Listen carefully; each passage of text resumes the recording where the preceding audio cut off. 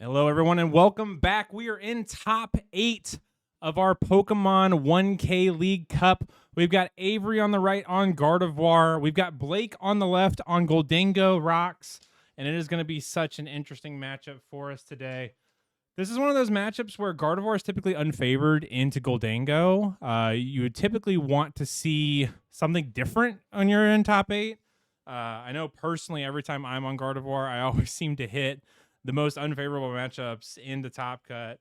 But we'll see if Avery can get around it here. It looks like Avery is playing the Jelly Guardy, which if you're going to see Gholdengo, you do want to see the Jellicent version.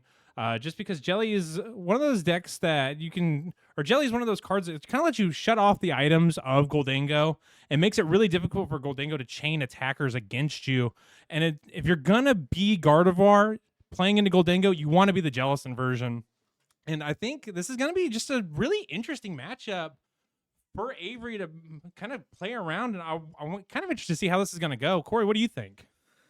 Uh, you know, typically Gholdengo is favored into Gardeivor, but you know, with that Jellicent puts in a lot of work against those Gholdengos, and it stops a lot of things that they want to do, like playing nest balls or anything like that. That this Gholdengo just wants to get its game plan off.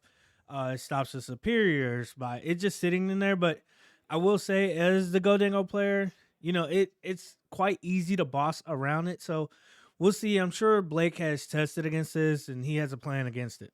Yeah, and I'm kind of interested to see too. We just now got the lists from the players. Yeah, and it looks like Blake isn't playing the Iron Bundle. I know that was a big tech card against Jelligardy at Worlds this year, was to include a copy of the Iron Bundle for you to bundle around the Jellicent, and you could get it out with Artisan. So it's kind of interesting to see him not playing that today. It's going to be kind of hard to get around this Jellicent without using Boss's Orders. It's going to be kind of interesting to see if maybe the coin bonuses from Gholdengo would be just enough to keep the Jellicent out of the active slot. Yeah, and he's looking at his list. He's playing everything that you'd expect him to play, except he is playing a spicy battle cage. So that could be huge in this matchup against Avery with this Jelly Guardy. He's playing, the vitality. He's got it all. He's also playing the Ultra Ball because he is playing the Mega Lopunny. So we'll see, how active he chooses to get. He's also playing the Linus Aid, so no Super Rod. Well, excuse me, one Super Rod. So it seems like he showed up. He's prepared to take on Gardevoir today. Yeah, and the battle cage is going to be really big too because Mega Diancie is like the main way for Avery to just get a one shot on the Gholdengo. The one thing about Gardevoir is it doesn't have a great way of doing 260 damage. It's got the Scream Tail, which usually caps out at 240 with a Bravery Charm. Avery isn't playing the Drifloon from what I can tell from his deck list. So it's going to be a little bit interesting for him. How is he going to be able to just be able to one-shot these Gholdengo? It's going to be tough. In Chief, you mentioned what all made top 8. So right now we got Gholdengo versus Jelly Guardy. I believe there's a Terrabox in the field. I believe there's an Alakazam in the field. The Zoroark last round ended up bubbling out of top cut, unfortunately. Andrew finished 9th, so we won't be seeing an in Zoroark in top 8. I'm having a trouble remembering the other ones. I know the judge was telling us that every single deck in top 8 is completely unique. There is not an overlapping archetype at all. So it's kind of interesting to see. We have a really wide open top 8 here at Impact. Yeah, we have a Raging Bolt. That came in at the 8th seed. At the first seed actually was Cynthia's Garchomp. And I can't remember the other few decks. There was a Greninja, which we saw earlier on stream. So it is very diverse top 8. Yeah, Today. and I like the fact that there's more quote unquote off meta or weirder decks. You typically don't see Cynthia's Garchomp running around, especially being the number 1 seed. Greninja EX is not necessarily a deck we expect to see either. I don't believe any of the Dusk Bunnies made top 8 from what I can remember. No, not that I know of. And I don't know if any of the tanky Kangaskhan's did either. I don't think so. So we'll see Avery. He's searching through the deck with that Artisan. He's just filling out his prizes, which, hey, as the opponent, you kind of let them go through their deck for a little bit. It's pretty normal for him to do this on his first search. Yeah, and it appears too that we're gonna do a 75-minute best of three too. So these players have an extra 25 minutes to complete all three games, and it gives you a big chance as Gardeivor, especially to take your time, look through the matchup, try to find lines that give you a chance to win the game. It's going to be kind of interesting to see. And I still find it really interesting that Avery's playing the old school Ralts and playing the old Curlies instead of the new ones that came out in Mega Evolution. I know we mentioned this on stream the last time he was on stream, but it's still interesting to me that we're seeing the older copies of these cards because I feel like the collect one is more of the optimal card, as you could say. Yeah, as you can see, he's running the older Curlia also. So, but he's definitely doing exactly what he wants to do on turn one, and he's gonna be able to go into this Frillish and starts the item lock on Blake. Blake's a strong player, so I'm sure he's got some kind of plan around it. He also made top 8 at our last 1K, so I'm sure he's prepared for whatever Avery's got. If I remember correctly, too, I think Blake was on Marnie's Grimmsnarl last time he played here, He was. too.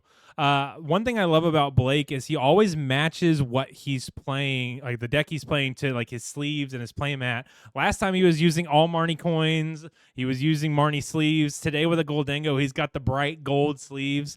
It's just a really interesting dynamic. I love that he always matches the deck he's playing with his peripherals of the deck. It's really fun to see. Yeah, we'll see this Iono being played by Avery. Get a fresh hand, see what else is out there. I mean, he's got a pretty good start. 2 routes out, Frillish on bench, Mew in the active. So, I actually really like Blake's position here too. He's got Genesect already in the active slot. He's already got the air balloon down. He's got a Gimme Ghoul with a metal energy on it. He's going to be able to coin bonus for 2 this upcoming turn. And if he can get 2 energy off of this Iono, that Frillish is going to go down this turn. It's going to be hard to see because he doesn't have access to items. yeah, and you can see him. He's putting those fighting gongs down. He's just trying to see what's the best play to make going into this next turn. Yeah, and he has access to the energy, but he's item locked, so he cannot play it at the moment. He has a boss's orders also, so he's just thinking out his turn. We'll see him search through the deck with an Arzon, probably grabbing another Gimme Ghoul, or he could possibly go after a Lunatone or Soul Rock because I do think he has one of the other in hand. I think he does have the Soul Rock. So if he can go get this Lunatone and he can go ahead and use Genesec's ability to get Gholdengo out of the deck, I'd like to see him grab both Gholdengos here with Genesec's ability just to thin the deck out a little bit more. And if he can hit a fighting energy off of this coin bonus for 2, maybe cycle draw into a couple more energy, there's a world where we could see this Frillish go down. He only needs 2. So yeah. It's really interesting too. If you're Gholdengo, the item lock from Avery does make things difficult for you, but he's honestly in such a great spot that it feels like the item lock doesn't matter as much in this situation. But it's going to be something he's going to deal with all game because I guarantee you that if Frillish doesn't go down this turn, Avery really wants to get into Jellicent because he really wants to lock down Blake's deck. And that's the main way we see Jelly Garly win is getting the Jelly established, getting a second Frillish down so that way if the Jellicent gets knocked out, you can immediately get it back and keep putting on pressure with Power Press because Power Press plus the ability to tool lock and item lock is what takes you over the edge against Gholdengo. Yeah, and even if he can't get into that Jellicent, you'd like to see just another Frillish come down to be able to kind of like Frillish shuffle and just go and switch in between the Frillishes in between turns just to keep that item lock up until he does get that Jellicent. And if you notice too, Blake actually did get 2 fighting energy too off of that. So he's going to be able to take a knockout on this Frillish. We're going to see the Arven come down. He still has access to tools. He just doesn't have access to those item cards. It makes me wonder here, what item do you want to preemptively get just in case Avery doesn't get into another Frillish next turn? It's going to be a tough question for him because he really has the world at his fingertips. He can get whatever he wants. I think you would just grab another air balloon vessel, keep the energy, and that way you know for sure you're gonna keep up the draw. And if you do need to go into swinging with the Soul Rock, possibly you have the energy also. So Yeah, and I do like the fact that even though that Blake doesn't have another gimme goal down, he feels really confident with Gholdengo in the active slot. If I'm up against a Guardy, I know that the world of them being able to knock out my Gholdengo this very next turn is functionally pretty low. It's going to take a lot for Avery to pull that play off. And I like the fact that Blake's like, I would rather prioritize my draw engine. I'd rather prioritize my ability to take this knockout this turn and just say, don't worry about the second gimme goal. I'm going to get it next turn with the Artisan anyway. Yeah, and getting some of those energy into the discard is what Blake wants. Even though he knows Avery is going to be pulling that Jellicent out eventually, he's not playing anything like the Lavencia to get those energy back. So he will be relying on just pretty much those superior energy retrievals. He does play the super rod to get energy back. Also, I know those are kind of a late game play sometimes to add energy in. Vessel, it's a cute play to get some late game knockouts also. Yeah, and I do like the fact that Avery actually includes a single copy of Latias EX. We've seen Latias kind of make its way into Jelly Guardy as a way to easily get into Frillish on turn one. I know Henry Chow and Amon, they were the ones that kind of created this build of Gardeivor that relied on Air Balloon as a way to get Frillish in the active slot. And they realized it's so much easier to get Latias than it is Air Balloon. So we've seen Latias make its way into decks to just get that turn one Frillish a little bit easier. But I like it in this matchup as a way to knock out Gholdengo. If you can get double Monkey Dory established, Latias does a flat 200 damage. If you can double Adrenabrain onto Gholdengo, that's 260. That's a knockout. Latias becomes a very valid attacker in this matchup. Yeah, you'll see Avery just go for his lilies after he benched that Frillish, and we'll see what he gets. I mean, he'll get a fresh set of 8 because, he hasn't taken any prize cards. So yeah, and if I'm Avery too, I like getting the Frillish down. Being able to go into item lock, if you can pair that with a counter catcher and pull up either the Lunatone or the Soul Rock and then item lock Blake, it makes it really difficult for Blake to find a way to pivot. We do know that he got an air balloon last turn, and obviously Avery chose to use Lily's Determination, so he does have access to that air balloon, but that's more resources that Blake has to expend than he really wants to just to knock out a one prize Frillish. It makes it a little tough just seeing these resources go away just because you need to take knockouts on one prizers. yeah, I agree. And it's funny too because Jellicent EX, when it first came out in White Flare, people saw the potential of this deck right away, and Gardeivor was a natural pairing for it. And it kind of underperformed when it first came out, but now it almost seems like the premier way to play Guardy. I know during Pittsburgh Regional Championships a few months ago, the three main ways to play Gardeivor were the Flutter Devo build, which Riley McKay used to win the World Championships a few months earlier. There was Aggro Guardy, which used more Bravery Charms, used about 3 Bravery Charms, and focused more on just being the most aggressive version of itself it could possibly be. And then there was the Jelly Guardy version, which to me feels more like the most control version of the deck.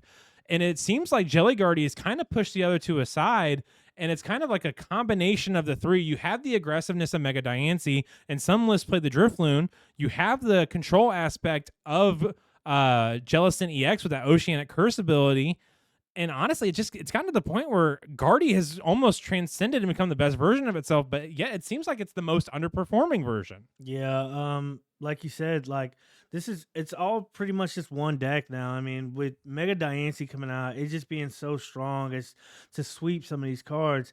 And Avery keeps going in with this Frillish. I would like to see him get like a Bravery Charm on this Frillish just to make it a little more harder for Blake to take these knockouts and like use more resources. Or more energy just to take out this and KO this Frillish. Like, but I know he's only playing the one charm now. Like, that's pretty much how it goes. But that's what the charm is here for, to put on this Frillish, make the game plan for your opponent a lot harder. Yeah, and I will say though, with the Frillish coming down, Blake doesn't have a ton of ways of getting energy. He kind of has to hope that this coin bonus provides, and he has to hope that the one fighting energy he does have in hand, he can lunar cycle into more. There is a chance that Blake could miss the KO here. It kind of depends if he prioritizes using this lunar cycle or not. I don't know. It's gonna be tough. You kind of want to take the knockout here on the Frillish because you don't want to see Jellicent come into the active slot at all. I kind of wish Avery was able to get the Frillish back out of the discard pile and onto the bench. And I don't know if he's going to be able to constantly chain the item lock like he wants to. And that's going to be his main win condition in this game. Yeah, and I'm also curious if Avery knows that Blake is just playing the mega low punny line and not like the Mawile, because that Diancie that he's playing is it's weak to metal. So late game that could be a problem if Blake was playing that Mawile. But I'm curious to know if Avery knows, or if he's seen or heard, hey, what is Blake playing? Like, I just got matched up against him. Maybe some of his friends were in the crowd. It was like, hey, because I don't want to just put out Mega Diancie and then Blake be able to take 3 prizes, which he can easily still take 3 prizes with a Gholdengo. But, I mean, it'll be easier late game to take that with a Mawile. Yeah, and I'm very interested to see where this is going to go for Blake. He's got a lot of cards in his hand, and he's going to be able to Lunar Cycle here. And you kind of hope that you get the energy to take this knockout. And right now, he just doesn't. With all these item cards in his hand, with ways for him to get energy out, he can't play them because of the Frillish's attack. The Oceanic Gloom is just making things a little difficult for him. Yeah, and you'll see him play that Lanze to get at least some kind of energy back into the hand. But, I mean, I know he didn't – it's not ideal to want to play that a little early in the game. I mean, but sometimes you just got to do what you got to do when you're on an item lock. Yeah, and at this point for Blake – does it feel bad to get rid of the Lanazade early? Yes, but you're taking a knockout if you do it, and you're keeping the main thing that's gonna make you lose this game off the field. I don't disagree with Blake's decision. This is a tough matchup for Avery. Gardeivor is already unfavored into Gholdengo, and its main win condition with the Jellicent, it keeps staying off the field and she's not getting into the Oceanic Gloom at all. So it makes it really difficult for Avery. Yeah, and I mean, it also lines up Blake's price race just a lot better. Him being on 2 prizes, he's on the 2-2-2 prize race now. With that Mew being in place that Avery has, he has a Gardeivor that hey, maybe Blake could take advantage of, which probably not. He'll probably just if a Pheasantipity come down or something like that, he'll go after that later in the game. Yeah, and it looks like Avery here is shuffling up after Lily's determination. I almost wish that Avery could have been able to Iono and pair that with the Oceanic Gloom from the Frillish. That way he can get into the Oceanic Curse next turn. At a certain point, this item lock is going to stick, but with all the cards that Blake has in hand, I don't know. It's going to be really rough for Avery here. There's a strong chance that Blake is going to be able to get into another knockout next turn. And I know that Blake has Gholdengo in the active slot, so that's going to be a coin bonus for 2, but he also is going to be able to coin bonus for another one with a Gimme Ghoul on the bench. It's going to evolve into Gholdengo. And yeah, this is really tough for Avery. I feel like he's just not able to get what he wants. He's able to get Gardeivor up. He's able to attack, but he doesn't have the attackers he wants to use. And you really don't want to give Blake Mega Diancie at this point. That's just asking for a quick game 1 and for you to go straight to game 2. Yeah, and I'm curious if maybe he tries to Screamtail or some of these attackers that can kind of just hit the bench and make it a little awkward for Blake to just take 1 prizes instead of some of these 2 prizes that Blake is going to try to take going forward, like this Mew that he can possibly just target once Avery moves it back to the bench. So yeah, I'm almost wondering too if this is the point in the game, because you see Genesect over there has some damage counters on it. I almost wonder if you go Screamtail and use Roaring Scream to knock out that Genesect. You already have Monkey Dory in play. It just makes things difficult for Blake to chain attackers. You get to go down to 4 prize cards. You get to tie him up. You have enough energy in the discard pile to pull that play off. I don't know why. Maybe it's something that maybe Avery just is really convinced that the item lock is the way to go, because we're going to see another Oceanic Gloom come down from this Frillish into the Gholdengo. And at this point, you're kind of putting Gholdengo in range of an attack from a Gardeivor. Yeah, and like I said, I would just wish he would have a Bravery Tron. I know he's trying to keep the item lock up, but I mean, it's just, Blake's going to keep taking these knockouts. I don't know. I mean, he's going to get the draw from the active Gholdengo. He's gonna get the draw from the when he evolves up to the bench Gholdengo. He also has the Lunatone to draw if he gets into an energy, a fighting energy. So he's gonna be able to see the cards that he wants. And if he gets like a boss's order and enough energy in his hand, like he could just take that Mew out, and then now he's sitting at 2 prizes versus Avery 6, which Gardevoir's not really scared of those type of positions. Honestly, to be down, it's actually fairly common that it's down in the game because he uses things like Counter Catcher to come back. He uses things like Item Lock. He uses Scream Tails, like different things to catch up in this game. So we'll see what Blake's does. He's going to be able to draw a bunch of cards this turn, though. Yeah, and I'm almost wondering too. We see all of these damage counters being put on the board onto these Gholdengos. It's almost like Avery's trying to line up a devolution play with the Jellicent EX in the active slot, and we see Avery overloading the Frillish with 3 energy here just to be able to move those 6 damage counters. If he can get into Jellicent, this could start to go his way, especially if he can pair it with the Technical Machine Devolution. Yeah, and you see Avery look back at the time. Time is not really a concern, to be honest. I know this Gardeivor it plays a lot slower of our game, but I mean these guys have 75 minutes for top 8. We don't currently know what the time is, but I mean they they have a lot of time, so he's able to play his game. Yeah, and it looks like just from opening the door and checking the clock, we've got 54 minutes left. So they've been playing a fairly long game 1, but if you're Avery, you want to take as much time. Who cares if you win a 45-minute game 1? As long as you also win a 45-minute game 2, it doesn't matter. Right. And I think here with the item lock, I think the item lock might have finally stuck Blake. I only see 1 energy in hand. I don't see a way for him to knock out this Frillish just yet. I could be missing to see if he has energy. We're going to see a big coin bonus here. And it looks like he might have pulled the metal, so he is going to be able to knock out this Frillish again this turn. And, man, I don't think Jellicent's ever going to hit this field if we keep seeing all this item lock. Yeah, I agree. He's just, he's drawn into the perfect amount of energy every turn. And we know he has that fighting energy also in hand. So, what Avery wants to do is correct. It's just Blake is being bailed out by the draw because this Gholdengo, I mean, it gets to draw whatever it wants. And you probably see him Toro this Genesect. Yeah, of course, take the 2 prizes out of play besides the Gholdengos.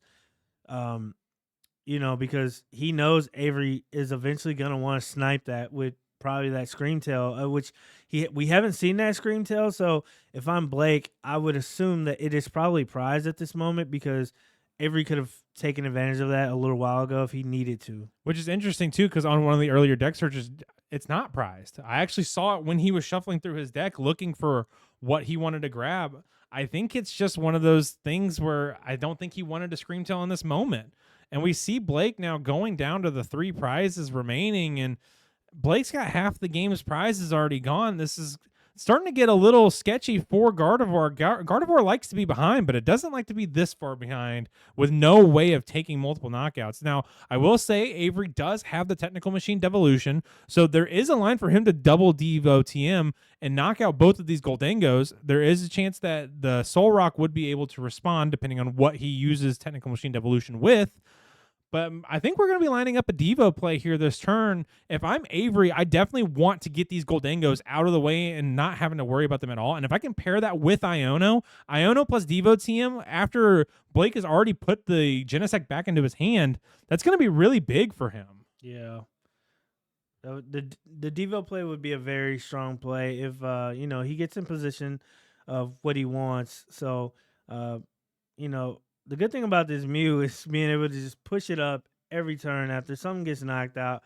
That free retreat. You see the secret box comes down. He's gonna discard looks like a Diancie, Mega Diancie, a Psychic, and an Ultra Ball. Yeah, I agree with all of those too. I like getting rid of all of those cards.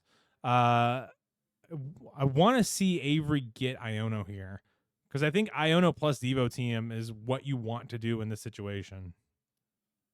You see him in Iono.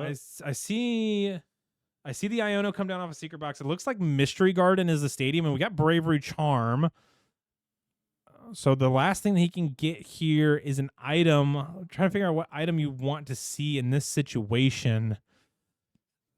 It looks like we're going to go eye up the Super Rod here. The Super Rod would be nice. We can throw the Frillish back in the deck. Not sure what else he has in the discard pile that's super impactful. Honestly, I kind of want to see Devo Team put on Gardeivor, and I want to see Gardeivor use Technical Machine Devolution. You want to push the Gardeivor into the active slot. You put 2 Psychic Energy on it. You Adrenabrain over if you need to, so that way you can put the Gholdengos in range, and then you Devo with Guardian the active slot. They don't have a way of knocking the Gardeivor out, and then Gardeivor can put on pressure next turn, especially if you compare that with Counter Catcher, since you'll still be losing the game even with the Devo Team. You can aggressively go after the Gimme Ghouls if Blake does get one set up after this Iono, and with the Artisan still in play, the Mystery Garden should bump that. There shouldn't be any outs for Blake to get more Gimme Ghouls in play, unless he just naturally draws into them off the Iono for 3. And we'll see here. He's eyeing up the Devo Team. I'm really interested, and I love the fact that he went with the Gardeivor play. To me, this is the correct line of play. There's nothing that Blake can do here into this Gardeivor to knock it out next turn. If you can pair it with the Devolution here, it's going to be perfect. I think he agrees.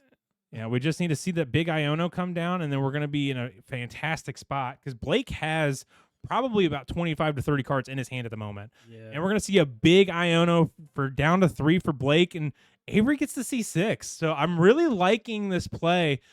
Going in with the item lock for as many turns as Avery did, it forced Blake to use a lot of resources just for Avery to say, all right, cool, you did what you want to do. Let's Devo, get these Gholdengos out of here, go to you down to a small hand size, and let's see if you can actually get out of this. If not, I'm going to start putting on some pressure because I got Screamtail on my bench. Yeah, you see him shuffle the Iono of Blake's, which honestly, as long as Iono has been out, I've never actually seen anybody shuffle the cards from the Iono. To be fair, with that many cards in hand, it makes sense. When the hand is big enough to riffle shuffle, you know you've got a huge hand off that Iono. And we're going to see both of those Gholdengos go down with the Devo Team. And right now, Avery's board state looks phenomenal. This is a perfect board state for Gardeivor in this matchup. The only other thing that you could really want is the Jellicent. And looks like Blake does pull the Artisan, but he's going to put down the Battle Cage here, and he's going to use that Cycle Draw to go ahead and draw 3 cards with the Lunatone. Yeah, you saw last turn Avery chose not to even put that Bravery Charm on that Screamtail. He just sent it back to the bottom of the deck with the Iono also. Which I'm okay with that play, mostly because you don't need the Bravery Charm on Screamtail this turn. It's not a need. It's something that you would like to happen. And if I'm Blake, I don't know how comfortable I feel using Cosmic Beam into Gardeivor. Avery's already got... He's going to be able to move that damage back. Yeah, I know there is a Battle Cage in play. Oh, yeah, he did put the Battle Cage down. But Gardeivor usually plays 2 to 3 stadiums, and Gardeivor, I don't know if Avery was one that put down that Artisan in the initial phases of the game, or if that was Blake that put it down, but there's a real possibility that Avery could find the counter stadium, and you're basically just giving Gardeivor free damage at that point. Yeah. Yeah. And I like the fact that Blake did not get a gimme ghoul down from Avery's perspective. And Avery's just going after the attackers at this point, saying, give me the Buniri. I don't want to deal with Lopunny. And I'm okay if I'm Gardeivor, swinging with Gardeivor in this situation. No, since it was... Oh, yeah, you're correct. With the Devo Team, the Gholdengo should be going back to his hand instead of the discard pile. It's probably just a small misplay from Blake. Not sure if the judge is going to be able to catch that, but we can have Corey, my co-streamer here, go let the tabletop notice that way they could put those Gholdengos in hand. But yes, you are correct. The Gholdengos off the technical machine devolution will go to hand. The Gimme Ghouls would go to the discard pile, and then those the Iono should shuffle it down to the bottom. Sorry about that. The Iono happened after the fact. But yes, you are correct. The Gholdengos should be in Blake's hand instead of the discard pile. So let's see here. Avery, he's got Bravery Charm in hand. He's got a couple of other tools in hand. I'm really interested to see what Gardeivor is going to do here. It looks like we're just going to see a good old Miracle Force into the active slot, knocking out the Buniri, and put us down on even prizes here.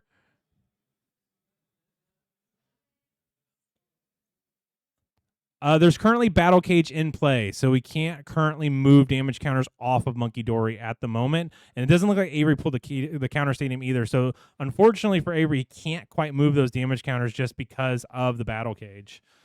But yeah, we're just going to see that knockout of on the Buniri with the Miracle Force here. And right now, Blake is in a really tough situation. He doesn't have really any answer to this Gardeivor here.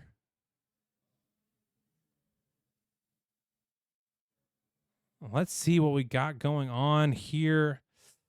I don't know. I feel so bad for Blake. This is such a tough spot. What do you think, Corey? Yeah, I mean, knowing he has so much time, Avery's already caught up in prizes. I don't know. The Soul Rock, I don't know about this strategy from Blake.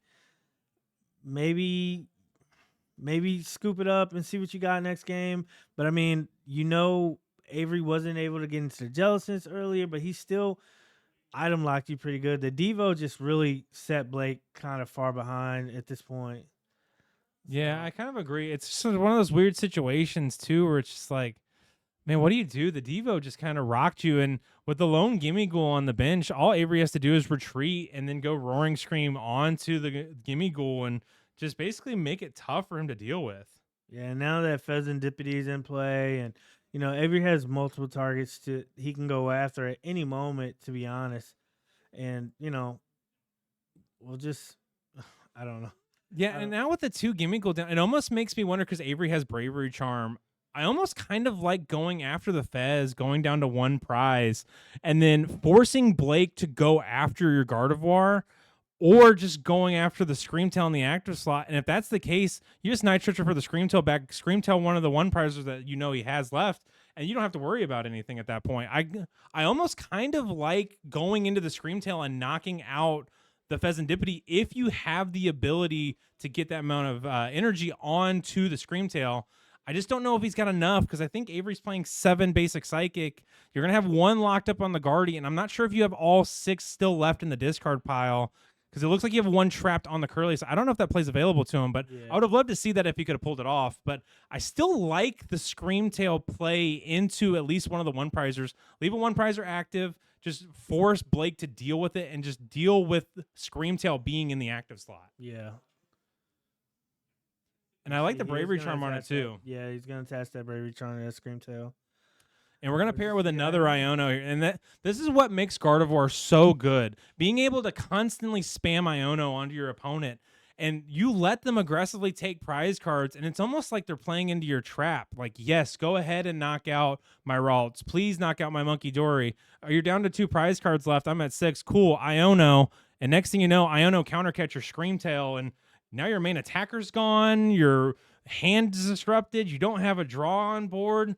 Like, what's going on? What am I doing? And Gardeivor loves doing that. It's been doing that for years at this point, and it's going to keep using it as its bread and butter. And honestly, Avery's in a really commanding spot and in a commanding lead. Yeah, and you see Blake drew, it looks like 1 too many cards off the Iono, but looks like it was an easy fix. Judge was right there watching it, so they figured out possible warning or maybe just, hey, watch what's going on. And with the battle cage being bumped here, I would love to see a free retreat off of Guardy, promote the Screamtail, and then Adrenabrain knock out the 50 HP Gimme Ghoul, Screamtail the Gimme Ghoul on the bench with 70 HP, and just remove that from line of play, go down to 1 prize card, and force Blake to have to deal with the fact that there's no chance for him to win without Gholdengo in play. Yeah.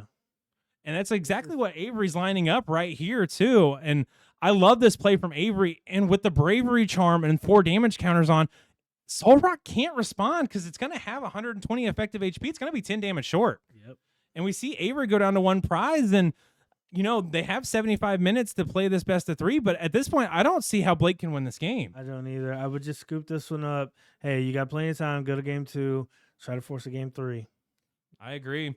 And I think that's what we're going to see. Go. Yeah, we're going to head off to game 2. And I don't know who's going to go first, but if I'm Blake, I don't like how that game went at all. There was no Jellicent put into play, and just Frillish item locked me. And then next thing you know, I'm staring at a terrible board state because both my Gholdengos are gone. If you're Avery, you're loving that. You didn't even get Jellicent in play, and you still won that game. Yeah, and Avery didn't get to really do the Frillish shuffle per se, but like he was able every time a Frillish got knocked out, he was able to recover that Frillish and put it back in play and still keep that item lock up at least for like 3 to 4 turns. So, Blake was in a really commanding position at the start of that game, but it kind of just went downhill with the item lock and using your resources so early into this game. It honestly, if I'm Blake, I would rather have probably seen the Jellicent come into play, um, to be able to take those two prizes at some point and just kind of stack my energy in my hand versus keep swinging into these Frillish after Frillish after Frillish, and then late game Avery also has the Scream Tails and different tools. I mean, he set up the devolution play from the beginning of the game pretty much by just moving some damage around, swinging into things, not doing too much, and it caught up with Blake at the end. Yeah, and I'm really interested to see too why Blake went ahead and used the Cosmic Beam into the Gardevoir, knowing that once the battle cage is bumped, he's able to go aggressively after the bench with the Monkey Dory damage. I know it was mentioned in the chat earlier. Why didn't they move it to the active slot? If I'm for me as a Guardy player, I want to keep that damage on board as long as possible because I don't really care about putting the damage counters on the active slot, especially if it's going to be knocked out anyway. I'd rather aggressively go after the evolving Pokemon on the bench and deal with them that way. So, and I'm glad that Avery was able to find the stadium bump when he needed to. Being able to aggressively go after both Gimme Ghouls really locked up that game for him. And I'm really appreciative of the fact that Avery saw that line from nowhere. And that it was kind of a difficult line to see at first. I felt like that game, Avery was kind of piloting this deck masterfully.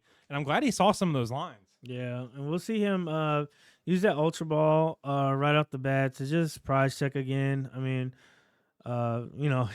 Gardeivor, it's he needs to know exactly what's in the prizes and what's not, what's available to him. So it might take him a little minute. So just bear with him. This is first deck search, so most players are usually pretty comfortable with it again.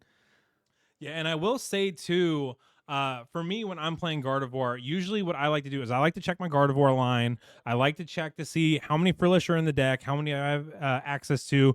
Is my Jellicent prized, and is my key tech cards in the matchup prized? Like if I'm playing against Gholdengo, is Devo TM prized?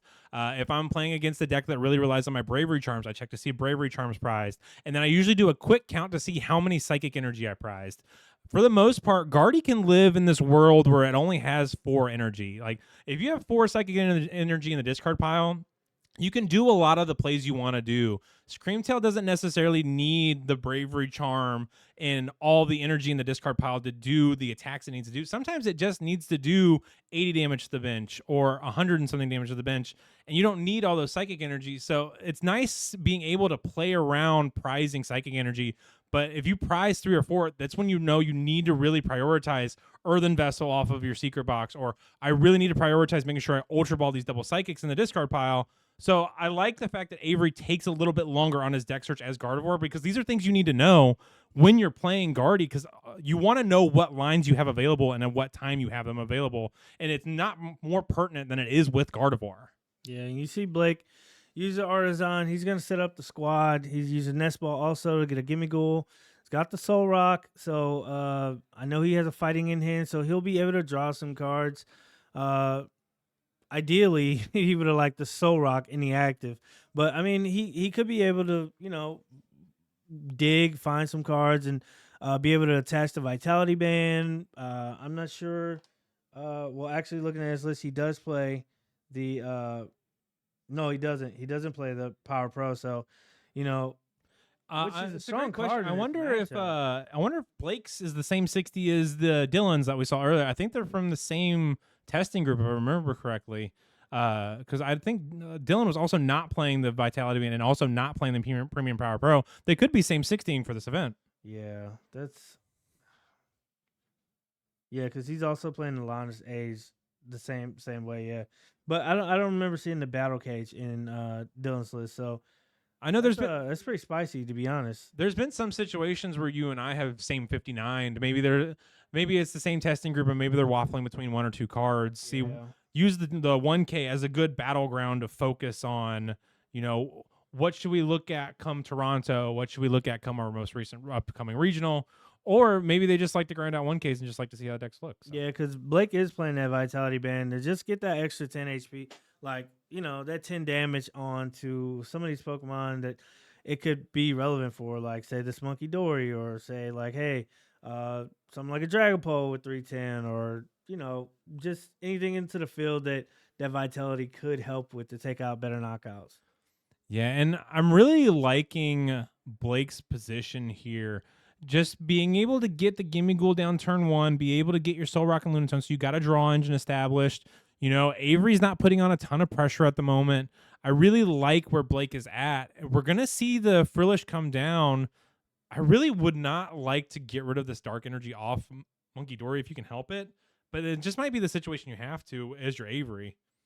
Although, if you can get Latias out, I would almost be okay with Latias being in play, even though it is a 2-prizer. Yeah, just to keep that dark in play to move those damage counters, and being able to item lock with this Frillish turn 1 is just so strong. It's just, man, like Blake, a lot into this Gholdengo deck relies on items. Just being able to use your superiors, being able to use your earthen vessels, your nest ball, your prime catcher. I mean, he plays an ultra ball, super rod, buddy. I mean, there's so many items that he wants to be able to use, and with Avery shutting them off with this Frillish or Jellicent, which really we haven't seen the Jellicent yet, so really we should be calling this Frillish Guardy.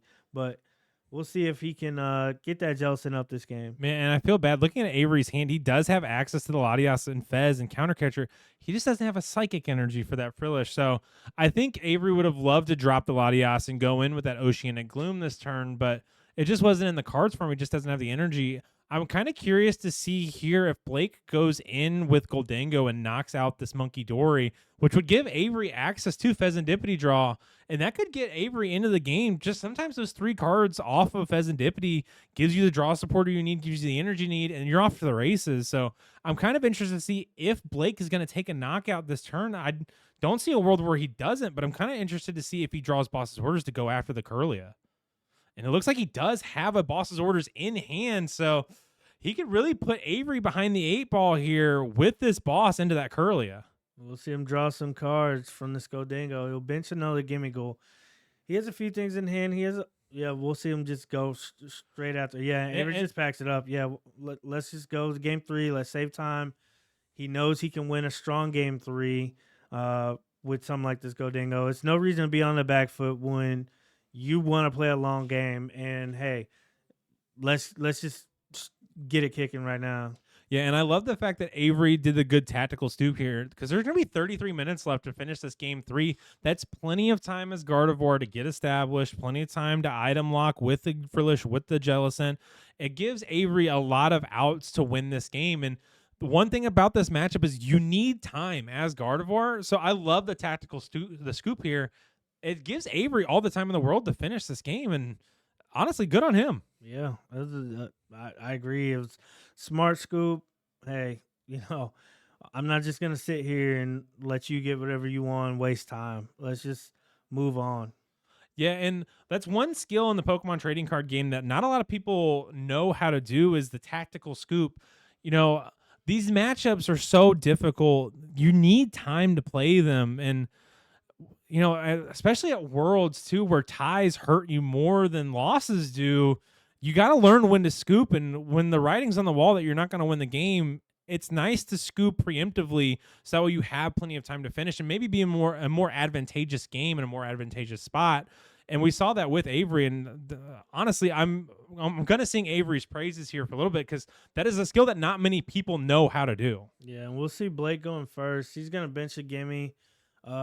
We do see him. He has an earthen vessel in hand also, so they probably want to start getting some of those cards in play because he knows Avery wants to shuffle in between those Frillishes. Yeah, and I can't tell here. It looks like Avery does have a Nest Ball, a Ralts, and a Lilies. There is a world where Avery could Nest Ball for Latias. He can go ahead and get the Ralts down, and if he can see another Nest Ball or an Artisan, he can get into that turn 1 item lock into Blake's board, and Blake doesn't have a lot set up at the moment. No. And this is the second deck we've seen that plays the Mega Lopunny in the Gholdengo, and we haven't really seen it be impactful, but I feel like it's always on the bench. Have you noticed that? I feel like it's either started or for some reason it always gets benched, and I haven't seen a use case for it in any of the matchups we've seen so far. No, it's in there for the crustals and being able to shred through the cornerstones and different things like that. But I mean, we haven't seen any of those decks on stream. Honestly, we haven't seen any of them in the field. I know one of the Raging Bolt players that's in top 8 is playing cornerstones, so like maybe if they get matched up, it could come into play. But we just haven't seen it today.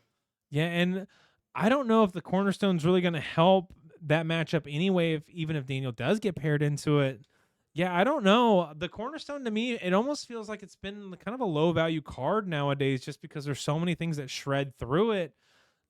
Maybe it's getting to the point where you can start cutting your crustal counters, you can start cutting your cornerstone counters because you just don't need them. And especially in a room like this where you can almost kind of high roll that they're not going to be present. Yeah, and I didn't see any of the Absols boxes out here today at all. Yeah. Maybe there was one or two in the field that I missed, but I just I'm not even sure most of them are still playing 2 cornerstones. I know toward one with the cornerstones, but usually when something is hype, it's good for like a week, and then the next week people learn how to play around it, and then most people just take it out because they assume that other people are playing around. So that's usually how the game works. You can play around and with the meta like that, knowing or expecting people to play certain things, and then you can mess with your list and kind of just, hey, I probably don't need to play this because people probably aren't going to play this, or they are going to play this and I can tech for it. Yeah, and another thing that I want to point out too is like Kevin, who we saw today here at Impact. He wasn't on stream today. He's a huge fan of Absol, the Pokemon. He's also a huge fan of Megabox. And him and I were talking about it the other day, and yeah, he's just the deck is just not as good of a position anymore.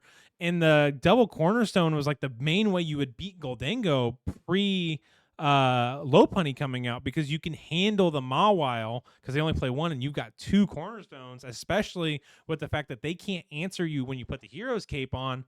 But he was telling me he's just like it doesn't feel like it works anymore. It feels like Absol is in a horrible position, and that was like the main deck using Cornerstone as a win condition against Gholdengo. So it's almost just like it's not present anymore. You don't have to worry about it. Almost feels like. Yeah, like I said, there's some sneaky Raging Bolts out there that are throwing and splashing that cornerstone in, just hoping that some people are just probably gonna play the Mawile and they can just try to cheese some wins off like that, or play the House Cramorant for the mirror matches, and hey. But Blake said not today. He's gonna play the Mega Lopunny just to avoid all of that. So Yeah, and we see the Latias come down here from Avery. I'm hoping that he can get into the Frillish this turn. And I think with the Arven, he's going to be able to. He's going to get that secret box out, and we're going to see him grab a tool card here off that Arven. And I'm kind of interested to see what he's going to grab. I think the only 2 tools he's playing are 1 Bravery Charm and 1 Technical Machine Devolution. I know in the past when Gardeivor would run multiple Technical Machine Evolutions, you would almost use the Technical Machine Evolution as a discard fodder. So it'd be less for you to have to discard off of your secret box. And in this situation, having to get rid of Bravery Charm just feels horrible, but you don't want to get rid of Devo TM at all because it's one of your main win cons, and it won you game 1. it was really strong in game 1. So yeah, I mean, we never really saw him use the Bravery Charm at all. I mean, he did attach it eventually to the Scream Tail in game 1 or 2, I can't remember, but I mean, it never played a factor in anything. I mean, like I said, he wants to use it on those Frillish to make it a little harder for Blake to take knockouts with that Gholdengo, but hey, if you got to get into the game, you want to discard that, it's fine. I mean, like you said, it would be more harmful for him to discard that Devo when that's like a real optimal line to go into this Gholdengo match. Yeah, and I love discarding the Lily off of the secret box. You're going to be getting your supporter for turn anyway. And as someone who's watched the Henry Chow Masterclass on Gardeivor, that's one of the key points he likes to bring up is if you have a supporter in your hand and you don't need it, or you play multiple copies of it. Why not just get rid of the one in your hand and use it as free discard fodder off of your secret box? And that was a big piece that he mentioned during that class. And I'm glad to see Avery utilizing that here today too, because it makes so much sense. Why not get rid of the Lily and keep more impactful cards in your hand, like the Technical Machine Devolution? Because we saw that was one of the cards he was kind of waffling on. I would much rather get rid of the Lilies than just grab another Lily out of my deck instead of getting rid of the one tool card that I know is impactful. And it does hurt losing the Super Rod early like he had to do, but I would much rather get rid of Super Rod while still maintaining the fact that I have Night Stretchers in my deck instead of getting rid of that Devo TM. Yeah, and you see him just go with that Frillish, start the item lock. Blake did draw into another Gimme Ghoul, so I'm assuming he will be putting that down.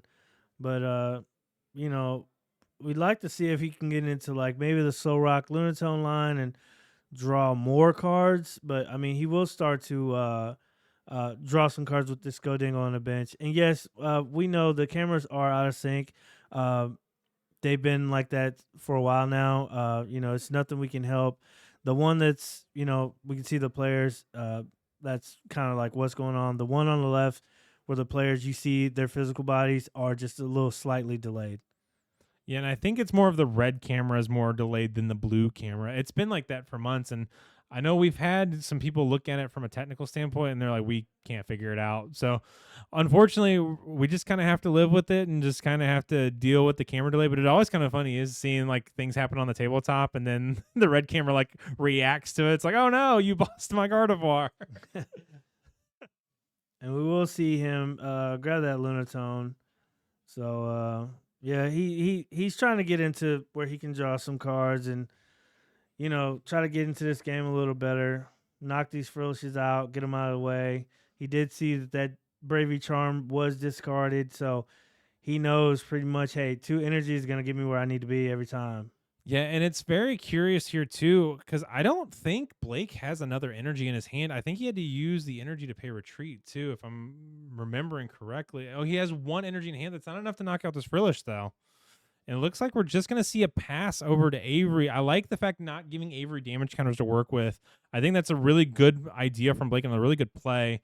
So let's see what Avery can get here that establishes his board a little bit further. We're going to see a nest ball grabbing the Ralts, and this is going to be a big Lily's determination. If Avery can get Rare Candy Guardy and get Jellicent established, things are going to go a long way for Avery winning this game if he can get those pieces.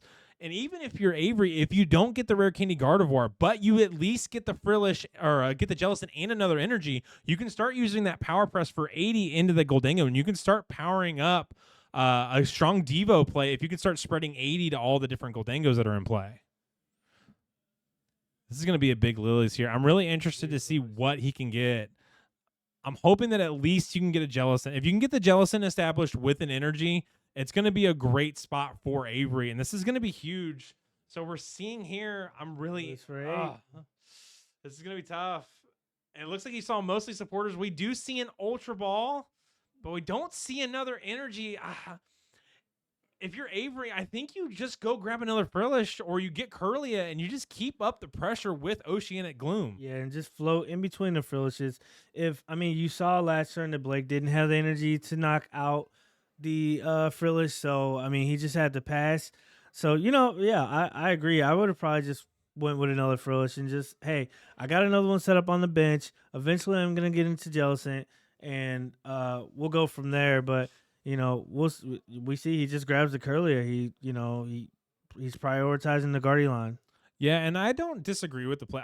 I think as Avery, you want to keep establishing Gardevoir, and you want to keep building toward a board state where you have multiple Gardevoirs. So I actually really like this play, and Blake is getting a little bit bailed out with that top deck. There is a strong chance he would have coin bonused into some energy, but I feel like Blake is constantly getting the energy he needs to take these knockouts, and that's kind of a low roll for Avery, in my opinion. Yeah. We're gonna see a use of Artisan here, and if you're Blake, I'm assuming you just go get your Soul Rock out. Yeah, and it's funny too because Gholdengo used to pack a Monkey Dory in the list when it was still Rainbow Dango because you'd be able to use the dark energies and Adrenabrain some of this damage over. I bet Blake really wishes he still had dark energy and Monkey Dory because being able to heal off this Gimme Ghoul or heal off this Gholdengo and be able to knock out Frillish with just one fighting energy would have been really, really nice. But Yeah, some of these lists are still actually playing the Monkey Dory, and they're going like 3 metal, 7 fighting, 1 dark with the Monkey Dory also in there. Like that's usually the Mawa list. The Mega Low Pony lists are kind of just like the 3 metal, 8 fighting, which is kind of standard. If you play the Mawa, you're normally playing like 4 metal, but if you're gonna play the Monkey Dory, something has to sacrifice. So you got to play, hey, 7 fighting, 3 metal, 1 dark. And I don't dislike this play here from Blake, bossing up the Curlia and just forcing Avery to be a turn behind on getting Gardeivor set up. But if you're Avery, though, it's not the worst situation in the world. You top decked the Jellicent here, and all you need is a psychic energy, and you can pretty much lock Blake out of using his items and tool cards, and you can still keep working toward a Gardevoir board state. I'd love to see Avery maybe get Curlia established again. Maybe use Artisan to go get another Ralts. That way you can have the Ralts Curlia set up. There also could be a world of Ryu evolve into Jellicent, and you can Lily into Rare Candy Gardevoir. I think the big thing that we need to see here from Avery is I think we need to see the evolution into Jellicent. I think we need to see an energy attachment off of this Lilies that he's got in his hand. And we're going to play the Lilies without evolving into Jellicent here. I don't know if I love that. I think I would have been okay with the Jellicent coming into play. I agree because the chances of you seeing another energy off these Lily is very high. So why not just put the Jellicent in play, lock him from items and tools without actually having to attack and just using that ability? And you're probably more than likely gonna see an energy off of 8 cards. Yeah, and you've already made Blake burn a boss's orders and he can't use Prime Catcher. So you're basically saying, Blake, you have to find another boss's orders. And that's not exactly the hardest thing in the world for Blake to do, but it's also forcing him to have it. And you see he Ultra Ball 2 Psychic away for the Gardevoir. So it looks like he does possibly have Rare Candy Gardevoir, which, again, hey, why didn't you just put the Jellicent down last turn? Yeah, and now we could be power pressing for 160 instead of 80, and that's putting even more pressure on this Gholdengo. And Jellicent is not a skinny Pokemon. That is a fat Pokemon. It's got a lot of HP. It can live these attacks relatively easy, and you're basically telling Blake, I don't think you can get that much energy in play, and if you do, you're not going after Jellicent, and you probably won't have enough to kill Gardevoir either. Yeah, Jellicent's a big boy. I think he's sitting at what, 270 HP? I believe it is 270. So, yeah, correct. Yeah, that's quite a bit. With Blake, he's not really doing too much. So, they'd be kind of hard to get. He's sitting on multiple superior energy retrievals in his hand, but hey, you can't use those when you're under item lock. Yeah, and at this point, I still think I would rather have the Jellicent come down and evolve. I don't know if that was a misplay. I don't know if it's just a different line that he's looking at than we are, but man, it's really tough. I would have loved to see the Jellicent come into play. I think, sometimes you get committed to certain lines that's worked before, like maybe the Devo play, and sometimes you just get tunnel vision on some of these other plays. But with a deck like Gardevoir, there's just so many different lines in there. It's it depends on each matchup and how each game goes, the line that's most optimal to take in that game. Yeah, Andrew and I were talking about it earlier. This was after his round 1 loss. We were talking about how Zoroark and Guardy, they really feel like decks where there's not set lines that you take. It's very much board state dependent on what you're going to do. And even if it's the same board state as before, it all also depends what's in the discard piles too. Gardevoir and Zoroark are both decks that you can't really say there's set lines for you to take. It's very it's one of those decks that's very imaginative. If you can think of a line that helps you win a game that may not sound normal, but it's the optimal line. You take it. For example, when we were at Pittsburgh for the Pittsburgh Regional Championships a few months ago, I actually won a Gardeivor meter because my opponent had left Screamtail in the active slot. They'd Screamtailed my Monkey Dory, and I was able to use Mute EX and Genome hacking Roaring Scream with enough energy in the discard pile to Roaring Scream knock out Gardeivor for game. And those are the type of lines you have to see while playing Gardeivor. So Gardevoir is just a deck that it really can do whatever it wants. And, I wonder if Avery's thinking maybe he's got a line that's different than ours, but I don't disagree with him just because Guardy really can do whatever it wants. Yeah, and we saw Blake use that Arzon. He went and got another Gimme Ghoul. He also used that Cycle Draw to draw 3 more cards, which he pulled a Gholdengo off of. So he's going to be able to draw quite amount of cards if he wants. He could also, if he needed to, put the air balloon on and just move the active Gholdengo to the bench if he wanted, or something like that. But we'll see him play this Lana's Aid to grab some energy to make sure he's gonna get this knockout this turn. Which, as Avery, you're feeling good because you see Blake running through a lot of resources that he would like to keep for the late game, and Blake's sitting on a nice hand. Like, he has a lot of cards in his hands, but he just cannot use them because he's under that item lock. Yeah, and it's funny too that Lana's Aid has kind of made its way into Gholdengo. Typically, you'd see Lana's Aid in one prize decks for them to be able to get back their attackers and an energy to swing, but it's kind of worked out perfectly for Blake. It lets him go get his Soul Rock and Lunatone, but it's kind of like a mini superior energy retrieval for him under item lock, and it's kind of worked out pretty brilliantly for him. I love the Lana's Aid inclusion in Gholdengo.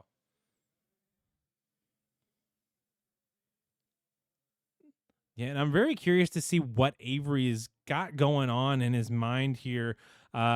He sees Blake down to 4 prizes. Avery's still at 6, but I don't dislike Avery's position. We're going to get the Frillish again, and I think Avery's just going to lean into this item lock here, and we might see a big Iono pushing Blake down to 4 and then item locking him with the Oceanic Gloom just to give Avery just a little bit more time to set up. And like I said, they had 33 minutes when they started the round, and Avery's going to use all 33 of those minutes to make sure that he can win this game. Yeah, I love the Iono here. Blake sitting on like half deck in hand. Hey, yeah, might as well knock him down to 4 cards, make him earn it, make him draw some more cards. He's using resources that he doesn't want to use early. So, yeah, this Iono was like perfect timing right here. I still think I wish that Avery had gone into the Jellicent, though, because even the Lana's Aid wouldn't have been a knockout on the Jellicent. And it would have just made things a little bit easier for Avery here because there would have been more damage on that Gholdengo for him to Devo him later. Because I think right now the Gholdengo is only going to be at 60 unless Avery starts getting the Monkey Dories involved. But I don't know if you would want to put the Adrenabrain damage on the active. I think you want to start working on that Gardeivor or the Gholdengo on the bench too. So, yeah, I would have loved to see the Jellicent come down earlier, but Avery's board isn't in a bad spot. I think he's still doing okay, but I really hope this Iono sticks for him. Yeah, and you see him attach that Dark to that other Monkey Dory. Just, being able to move these damage counters around exactly how he wants to is so strong in this Gardeivor deck. I mean, you see him, he's going to use 6 damage counters and just be able to move them off to whatever he wants, which to me this signifies like, hey, he's committing to the Devo play late game. If once he moves these damage counters onto these Gholdengos, this is exactly where he wants to be. Yeah, and I don't know if this is going to work out as well as it did in game 1, though. Blake has more Gimme Ghouls and more Gholdengos established this time around. What made it so powerful last time was he only had 2 in play, and he was able to get rid of both of the attackers. And I don't even think that the Buniri was still in play, but it wasn't a factor at the point after he Iono'd him. I don't know. I don't know if the Devo play is going to work out as well this go around. It's going to be a lot more to put into play. It's going to be a lot more damage you got to have to put into play. And like we said, time isn't a factor, but they do have 15 minutes left. That time crunch does start to add a little bit of anxiety when you're taking a little bit longer to make these plays. Yeah, and I mean, we're in top cut, so neither one of these players can make a tie. So a winner will be decided at the end of this game. But, like you said, that Devo play is not going to be as strong because he does have a third Gholdengo established. But hey, sometimes when you you bump your head, you learn from it, and it looks like that's what happened to Blake. Yeah, and I almost kind of wish that Avery would have preemptively psychic embraced that one psychic energy in the discard pile onto Gardevoir just to keep those 2 damage counters in play for next turn. Uh, I know it's not super impactful at the moment, but you always like preloading an energy on Gardevoir just in case your opponent tries to trap Guardy in the active slot. It's one less energy that you have to find for it. And plus, keeping those 2 damage counters in play, what if Blake decides to gust up, I don't know, say Latias and take 2 prizes on the Latias? Now you have no damage on board and you don't have the energy to move around, at least preemptively putting 2 on the Gardevoir. If you then get another psychic energy into the discard pile, you can put it on the Guardy, put it up to 4, retreat it to the bench, and then you can start moving around. I don't know. I would think I would have preemptively liked the 2 damage counters on the Gardevoir before going into Blake's turn. Yeah, we see Blake's just kind of deciding what he wants to do. I mean, he knows he's not in the best position. I mean, to get these attacks off, being on this item lock is just, at the moment, it's it could be very stressful as the player, in this situation. And you see him play this Arvin, he's gonna grab a Vitality Band and probably either like a fighting gong or like a vessel, even though he knows he can't use it. But hey, we're thinning is winning sometimes. Get it out of the deck. Hey, maybe if you can eventually take down this Frillish, you'll have some way to get energy in your hand. You see him just grab a superior. I mean, he had 3 superior energy retrievals in his hand earlier, but Avery Ionoed them all to the bottom of the deck. But I mean, he still can't use the superior at the moment. Yeah, I'm very curious to see how many energy he has in hand too off of the Iono. I didn't quite see it. And with his cards face down, it makes it really difficult too. But there could be a world where Blake doesn't have the energy to take this knockout on this Frillish. And it looks like he doesn't, but he does have boss's orders. But he did just play the Arvin. I don't know. I think I would have liked to see the boss come down potentially if you'd have had energy in hand. But I can see playing the Arvin, just keeping the cards in hand, just keeping the card advantage, and passing it back over to Avery. Yeah, it's not what you want to see if you're Blake. I mean, you get to draw so many cards, and the energy is just, and you already used the Linus aid earlier for, it's just another resource that you went down trying to get through these Frillish. And, Avery's been pretty content with not even like worried about the Jellicent, to be honest. The Frillish is just putting in so much work. If I'm Avery here, I would Earthen Vessel away, that Curlia, get the 2 psychic energy, Ultra Ball away the 2 psychic energy, go get the Jellicent, preemptively preload an energy onto Gardevoir, preload an energy onto the Jellicent to make it have 4 energies. So that way your power press is doing 160. And then you can Adrenabrain those 4 damage counters over to another Gholdengo, and then you can just go ahead and power press the active. Blake has a bunch of item cards in hand, but he doesn't have any energy, because if he had energy, he would have most likely swung into the Frillish. I think this is the time that you go ahead and just push the Jellicent play. If I'm playing the Gardevoir player, being the Gardevoir player this moment, I would be pushing Jellicent at this moment. And you see him play his Ultra Ball, so he probably is just going to go ahead and go grab that Jellicent. I mean, you see his pace of play just picked up just a little bit. Maybe he realizes, hey, the time is getting a little low. I'm still at 6 prizes, and I need to start taking knockouts. Oh, well, actually, he just went for the Diancie. Yeah, and I don't know if I love this play, because if you're Avery, if you go into the Jellicent, even if Blake bosses around you and knocks out Gardevoir, you still have Jellicent in play as an attacker. I don't know if I love getting the Diancie there. I can see Ultra Balling it and putting it to the bottom for your Iono, so that way you don't draw back into it. But man, I would have really loved to see Jellicent come out right now.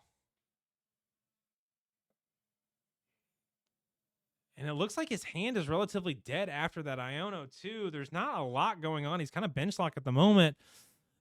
I mean, is this another situation where you just Oceanic Gloom again and just item lock Blake and buy more time? It's working. Look, you can see the frustration on Blake's face. We appreciate that Prime sub, Apple guy. Like I don't know. Maybe I'm just being a little bit biased just because I've played Gardevoir for so long, but I don't see why not go into Jellicent at this point. Am I missing something personally? I just feel like Jellicent would be such a good Pokemon to have in play at this moment. And even if Blake does go around and knock out your Gardevoir, you still have Jellicent to keep putting on that item lock pressure. I guess as Avery, you're saying, hey, he's not knocking anything out. This Frillish has sat here for multiple times. He's already, use his resources. He's item locked. Hey, he can't even knock out this Frillish. You know, maybe there's a world where Avery's like, hey, maybe he does have the energy and he's sitting back waiting for me to put Jellicent in so he can take 2 prizes and go down to 2. So maybe Avery's just like, hey, I'm just gonna keep the 1 prizer up. I mean, if he wants to boss around it, hey, there's Latias, there's Fez down, and he can take his 2 prizes that way. But at the moment, I'm just gonna keep item locking with this Frillish. Yeah, and it's just one of those situations too. There's like 6 minutes left on the clock. You almost kind of want to put the foot on the gas and start taking some prizes, start being a little bit more aggressive. Yeah, the item lock has been good, but you kind of want to start put some pressure on, start speeding up a little bit. You're running out of time.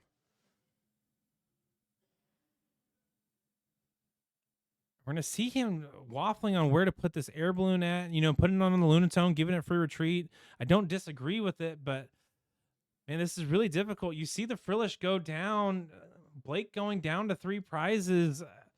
I don't know. Avery certainly sees a line that we don't, but I don't know.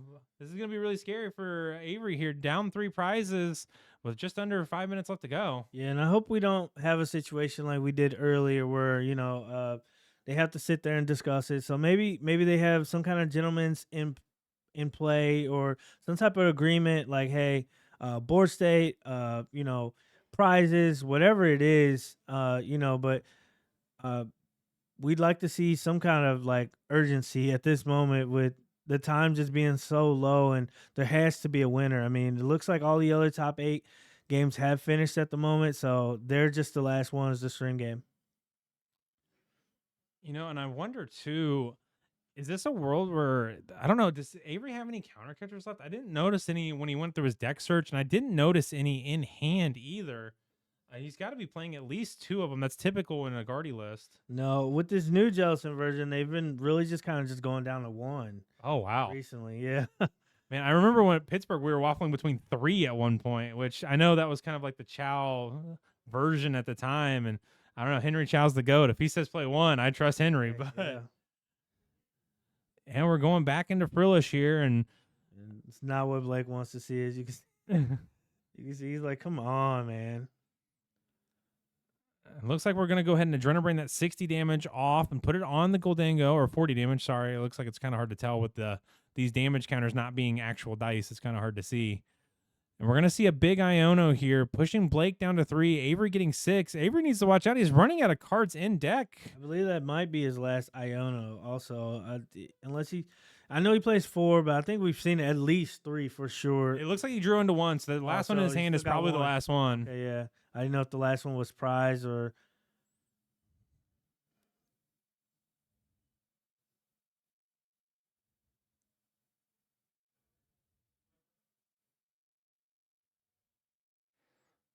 It's just interesting here from Avery, too. You keep locking with the Frillish. There's nothing wrong with it. It's working, but you're running out of time. Yeah. I mean, he's setting that other Gholdengo up. Hey, I'm just going to keep putting this damage in play, moving it around, and eventually I am going to get my Jellicent up, and I am going to Devo. But, hey, time is a factor at this moment. Yeah, it's just interesting from Avery here. Blake is putting the foot on the gas. He's getting all the energy he wants. He's knocking out these Frillishes. It's making it really difficult, I don't know. Avery's in a tough spot, man. It's going to be hard to see. And this is such a hard matchup, too. If you're Gardeivor into Gholdengo, you're trying the best you can to just, keep pressure up, use the Devo TM to take multiple prizes, get the Gholdengo out. It's hard to see, man. It's really tough. This is a really unfavored matchup for Gardeivor, and you have to time things at the perfect time in order to get these knockouts and get in a position where you can win this game, and it's just going to be tough. We're seeing the big Devo play come out now, and just go ahead with the Guardy, so he'll be taking multiple prizes this turn. Yeah. And I want to know how much time's left. I believe we're under 3 minutes remaining. Yeah, we're at 2:23 left, and this is going to be a huge Devo play. If Avery does this Devo, he does have a line to win. There is enough damage on the Boniri where he can knock out the Boniri and go after something on the bench with Screamtail. There is a line for him to win this game. It's going to be really tough for him, though, but I see the line being developed right now. So Too. So we can see either like 3 to 4 prizes being taken this turn, possibly. yeah, and this is going to be a huge Iono pushing Blake down to 2. This is going to be tough. Avery running out of cards in deck 2 and running out of time. You can see him stressing out. We're going to see a big Devo here. All those Gholdengos are going to go back into the hand. We're going to see 3 knockouts here. Or 2 knockouts, I believe. So Avery going down to 4.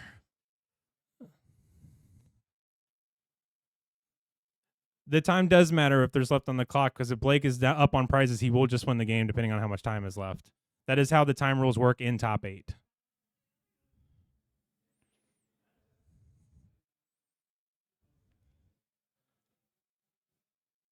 Yeah, and it's going to be difficult too. With Blake being able to knock out Gardeivor, he's going to need a lot of superior energy retrievals here, and just doesn't have the draw to draw into it, I think. Yeah, with the one Gholdengo in play, I mean, he does still have the Soul Rock Lunatone. It's good that there is an air balloon on that Lunatone, so he will be able to move it out the way. The Gholdengo has 60 damage on it. The Gimme Ghoul underneath has 70 HP, so the Gholdengo does not get knocked out. It's going to be really interesting here for Blake. I don't know if he has enough to chain to get this knockout on the Gardeivor. I don't know. I don't know if he's going to have the ability to get that much energy into play with so little time left. I don't know. This is going to be rough for Avery here. We do see an Earthen Vessel. I don't know how much energy is actually left in deck versus how much is in the discard pile for Blake. Let's see here. Off this Earthen Vessel. And all those superiors down at the bottom. It's so tough. I mean, and every time he had him in hand, Avery was just able to Iono. So you just see him grab a fighting and a metal. And yeah, we understand in chat, like, hey, it is hard to see these damage counters.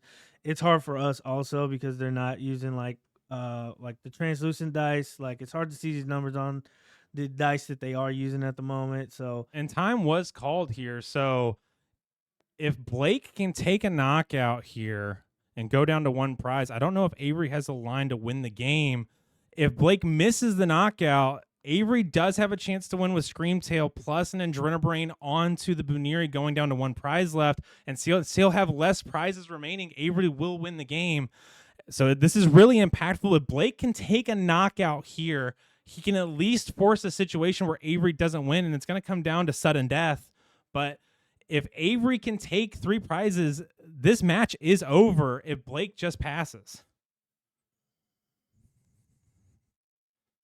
Yeah, I agree, really. If you just evolve the Buniri here, you force it into a sudden death situation where you don't just lose the game on the spot. I agree. If he can find the Mega Lopunny, you just evolve here. And he does look like he pulled an Ultra Ball here. I don't remember if he discarded that Lopunny earlier, but I definitely agree with Rayleigh. I think you need to evolve into the Mega Lopunny here just so you don't lose the game on the spot. yeah. But it is tough, though, because you bench the Gimme Cool with the 50 HP on it, too. So, yeah, and that's what happens. You know, when time starts running out, you get the stressing. Hey, you're trying to get all your plays out. You know, you're trying to avoid them taking multiple prizes also. So sometimes you're not thinking clearly. We'll see what he grab. Obviously, he's going to grab a fighting energy if there's any left in the deck. yeah, I don't believe there is. I think it's just fighting Pokemon. I think all the other fighting energy are in the discard pile. And we see Avery stressing here. This is a very stressful situation.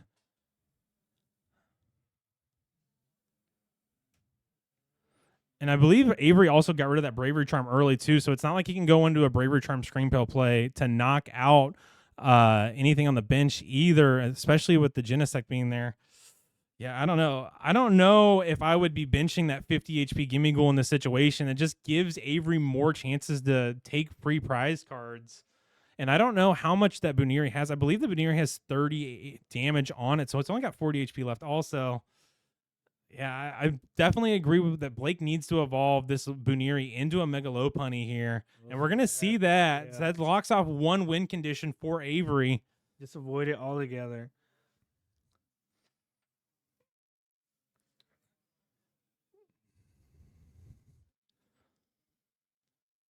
And this is such a tough situation for Blake, too. He doesn't quite have the energy to get a knockout in this situation. And it looks like he's just going to pass it over to Avery. Now, Avery needs to take 2 prize cards here to go to sudden death. If not, Blake will win this match and head to top 4. Yeah, I mean, if Avery could just, I would have probably used that Artisan first to maybe like dig through the deck, see what's in there, maybe try to get like a Scream Tail or something online because I mean he does have that Genesect. He has on the bench. I mean that's 2 prizes, multiple prizes still sitting here. He has 2 Monkey Dory in play. I mean, or he could have used that Artisan to probably go try to get another Monkey Dory to set up, possibly, and just try to move some more damage, but I don't know what they're discussing right now at the moment. I think Avery's asking Nathan, what do I have to do to launch sudden death? I think that's what he was asking. Like, what do I need to do in order to keep this game going since it's not going to resolve based off the number of prize cards remaining? Yeah, these new time rules just make things so much more difficult, and being in the top 4 or top 8, the time rules do change pretty significantly where it comes down to sudden death and who's up on prizes. And, we talked a little bit about gentlemen's agreements in the Swiss rounds, and there's not really a way to gentlemen's in top 8. You just kind of have to go based off board state or off prizes. It's just really tough for Avery. This is a difficult situation. I don't know if Avery can win the game this turn, but he can at least force the sudden death. And I think that's what you have to do. I think you just have to force a sudden death and not worry about winning because I don't know if there is a line for him to win the game in this particular situation. I agree. I'm almost wondering if it's a counter catcher up the Genesect, and if you have access to Screamtail, you Adrenabrain knock out the Gimme Ghoul and then Screamtail one of the rocks and just lock the Genesect in the active slot. But I don't know if you have access to that. So he has a Screamtail in hand. So did he just Night Charger for that? No. Mm. So he already had it in hand. So I'm curious what he's thinking, honestly. I mean, just it's a lot of things racing through his mind. You playing this Gardeivor deck. It's a very stressful deck to play. It's a hard deck to pilot. Sometimes, like some people would think, lines. Hold up. There actually is a line for him. I don't know if he sees it. If he retreats into the Latias and then loads up with Psychic Embrace, he can Adrenabrain to the Gimme Ghoul, and then he can use Latias EX to knock out the Gholdengo in the active slot. That would be 3 prizes. He would go down to 1, and he would win this game. I don't know if he sees the line, though. Not many people think of using Eon Blade as an attack, but it is a very valid attack in this situation. 200 damage is a knockout. He's going to counter catcher up the Genesect.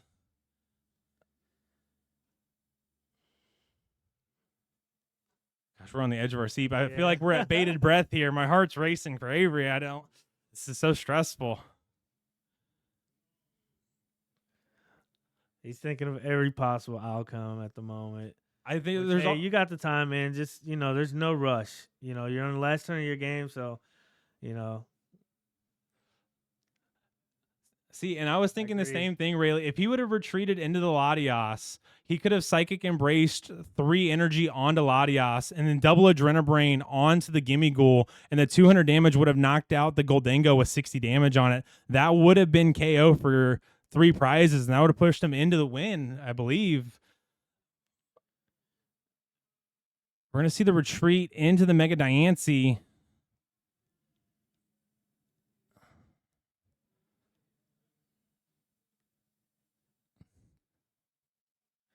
He could have used the third turtle for the third monkey. We're gonna see. I mean, he could have used the turtle for the third monkey for sure.